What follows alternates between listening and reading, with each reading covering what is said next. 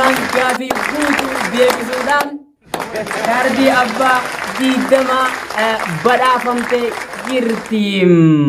Arra keessummaa ajaa'ibaa takka isinii qabadheetiin dhufe. Keessummaan suni haadha manaatiyyaa tooraa bilbilaarra jiranii isaanii wajjin gaafiif deebii ajaa'ibaa goonaa yoo guutuu deebifte kaardii abbaa 20 guutuu argatti.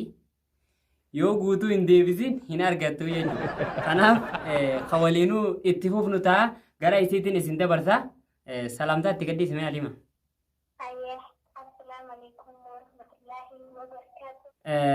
Hayyee achumaan gara gaafiitti ceenaa salaamtaa isiniin jaanii nagallee isiniin gaafanne tolchanii ija kaameraatiif haaraa waan ta'aniif gaafii keenya tokkoffaatti ceena.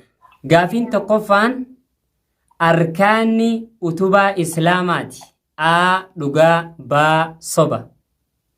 Dhugaa sobaan eegallaa. A dhugaa. Akkan. Arkaanni utubaa islaamaati. Mee akkamitti utubaa islaamaati?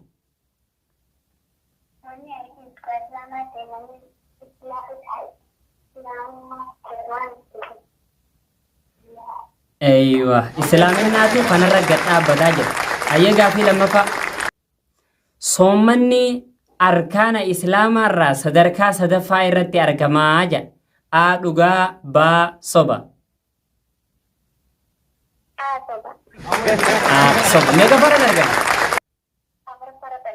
Afuraffara dargama. Harkadhaa. Hayyee gaafii sadaffaa. Baatii ramadaanaa nyaataa fi dhugaatii qofarraa soommanan. A dhugaa baa soba. Baa soba. Maal farraa soommananii?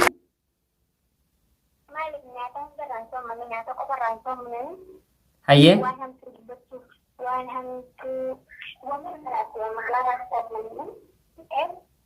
Kanarraa soommananii jechuudha. Akkana.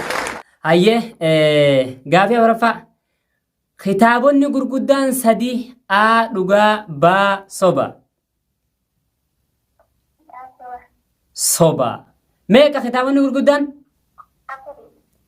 Kitaabonni gurguddaan afurii. Harkadhaaf maal taatan boo? Rabbii wanni nu uumeef akka bashannannuufi. Soba. Maaliif nu uume? Akka isa gabbaruuf nu uume jechuudha. Hayyee gaafii keenya tattee aantu. Rabbiin haqa gabrootan irraa qaba. A dhugaa baa soba.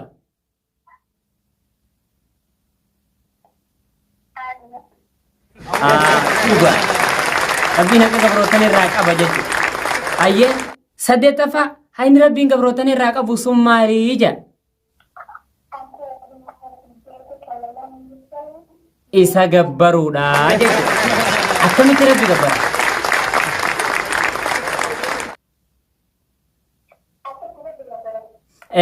Hayyee akkamitti rabbi gabbaran gaafiin teenya tattee aantu?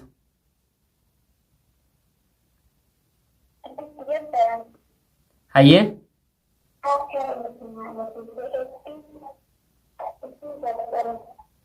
Akka ergamaa rabbii karaa godhatti gabbaranii deebiftee jirti.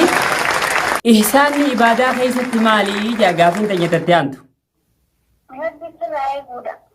Rabbi firraa eeguudha. Ihsaana jechuun ibaadaa keessatti rabbi firraa eeguudha. Deebiftee jirti. Rabbiin maaliif ergoolee ergee jaa? Akka karaa rabbi nama yaamanii haa? Shirkii dhabamsiisaniif. Akka gama rabbii nama yaamanii shirkii dhabamsiisaniifi jechuudha. Deebiftee jirti. Ambiyaan obboleeyyan diin isaanii tokko A dhugaa baa soba jedha. A dhugaa diin isaanii tokko damee irratti wal dhabanii jechuudha. Deebiftee jirti. Tawhiida jechuun maali? Tawhiida jechuun maal jechuudha? Rabbi tokkichoomsuu ibaadaa keessatti. Tawhiida jechuun akkana jechuudha. Deebiftee jirti. Gaafii keenya karraadhumaa tawhiidni sadarkaa meeqa qaba? Sadarkaa 3 qaba.